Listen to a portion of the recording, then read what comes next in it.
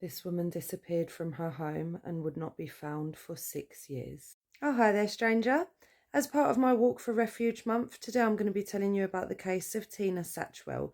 Viewer discretion, as always, is advised. Tina Dingivan was from Fermoy in County Cork.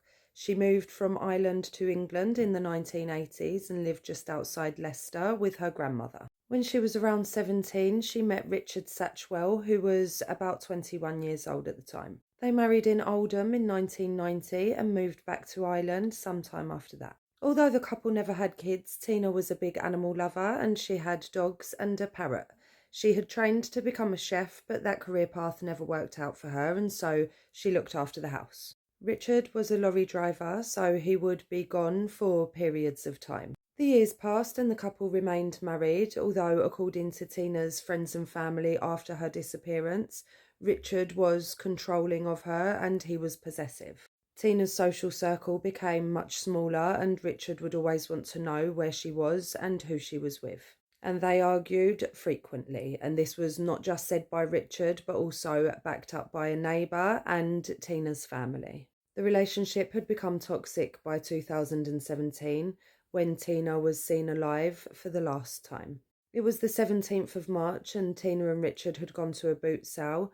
They were seen by multiple people and those sightings were confirmed with CCTV. That was the last known sighting of Tina and all of her phone activity ceased from that day. Exactly 1 week later, on the 24th of March, Richard reported Tina missing. According to him, on Monday the 20th of March, he'd gone out to the shops in the morning and he'd come back and Tina was gone. He told them he'd gone to a shop around a 40-minute drive away and that he'd left the house at about 10:30 a.m. He said that when he'd returned, on top of Tina being gone, he had also noticed the absence of 2 suitcases filled with €26,000 in cash. He said he thought she just needed some space to clear her head and that she had gone to probably stay with friends or family. Side note, all of that was suspicious to me because, ladies, let me ask you, would your husband notice if one of your perfumes was gone? Would he know which clothes were missing? Highly unlikely, let's be honest. But forget about all of that, because much more than that, the money. This is just my opinion, but surely he would have been absolutely fuming about that money and he would have reported her missing immediately, or at the very least called around her friends and family to see where she'd gone with their money, right? 26 grand in cash. I'm sorry, but there's no way he'd have let that go, in my opinion. Because one thing about Richard, he seems to have been quite money orientated. Back in 2002, he'd been convicted of social welfare fraud and sentenced to 1 month. He also had convictions for tax disc fraud, alteration of a tax disc, and using a stolen and altered tax disc.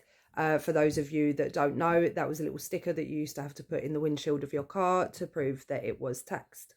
Also, I don't think he was ever convicted for this, but during the trial there were whispers of him having shoplifted clothes for Tina.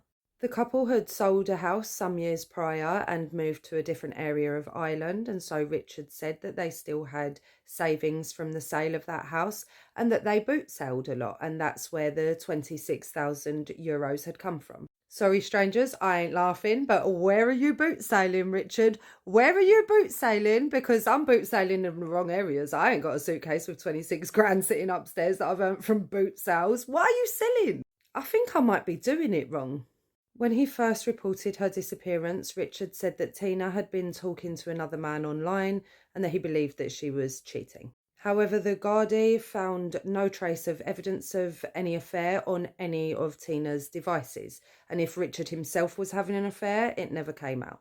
An initial search of the property turned up nothing, and time started to pass.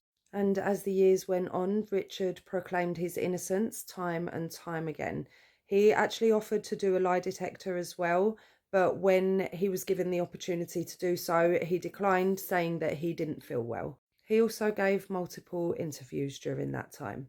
And then in 2023, the Gardaí obtained a specific piece of evidence that led to them searching the couple's home again. That piece of evidence has never been disclosed by them, but could potentially be something to do with some old photographs. You see, the Gardaí had these photos that showed the couple's home, and there was no brick wall under the stairs. But after Tina's disappearance, a fresh brick wall had been built. Either way, it led to them re-examining the couple's home in 2023, and when they looked under the stairs, they saw a patch of fresh concrete.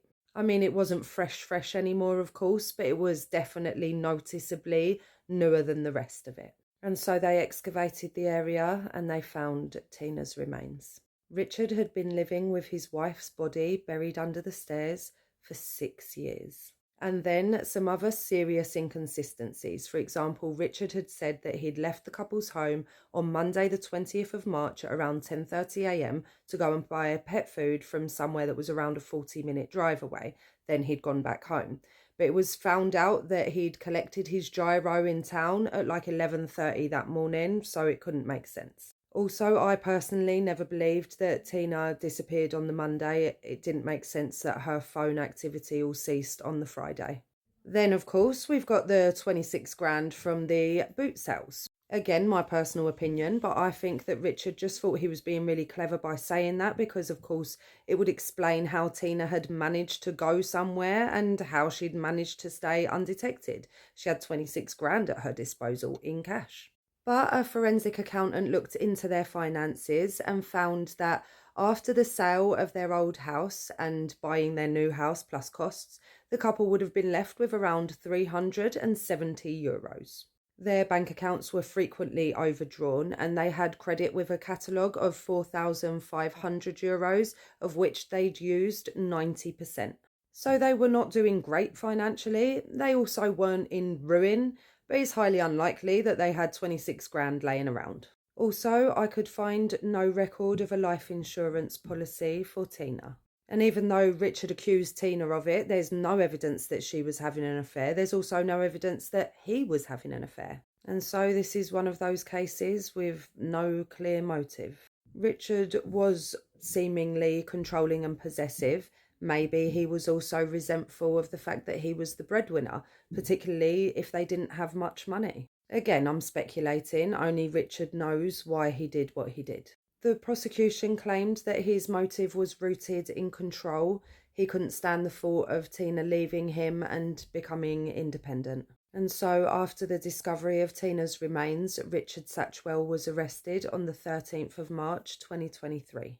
He claimed that Tina had attacked him. He said she'd gone at him with a chisel and that he had accidentally killed her with the cord of her own dressing gown. Strangers, there was a significant size difference between this man and his wife. Even if she had been going at him with a chisel, he did not need to kill her to restrain her, and I personally don't believe that Tina did attack him. I think he just killed her. That's my opinion. After the trial concluded, it took the jury 5 hours of deliberation to come back with a guilty verdict for the murder of Tina Satchwell. He was sentenced to life imprisonment, which is the mandatory sentence for murder in Ireland. But a life sentence in Ireland doesn't come with a release date, and from what I can gather, he'll be eligible for parole in 12 years. We got some light sentences in the UK for this kind of crime, in my opinion. Please, as always, let me know what yours is in the comments, strangers. Rest in peace to Tina Satchwell. I hope her family have managed to find some peace and closure. And don't forget, strangers, I'm doing this month, all month, every story for the charity Refuge. I'm also walking 62 miles. If you are able to support this fantastic cause, the link to my fundraiser is in my bio. If you're not able to financially support, then please like, share and do all the stuff with this video and we can raise awareness together instead. And as always, if you've stayed with me up until now, then thank you for watching.